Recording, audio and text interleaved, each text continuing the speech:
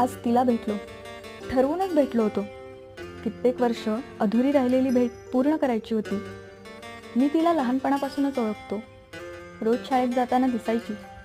फक्त स्मित हास्य व्हायचं.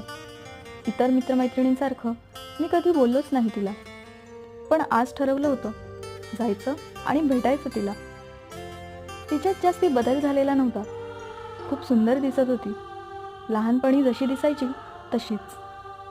तिला पाहून एक स्मितहास्य देण्याचा प्रयत्न केला, पण जमलं नाही. माझ्या अवस्थेकडे बघून ती हसली थोडी. खूप सारे स्मित तरंग तिच्या चेहऱ्यावरून ओसंडून वाहू लागले. कितीतरी वेळ मी फक्त तिच्याकडे वेड्यासारखा पाहतच राहिलो. तीही पाहत राहिली. बऱ्याच वेळाने आमच्यामध्ये असलेल्या शांततेमध्ये तिने खडा टाकला.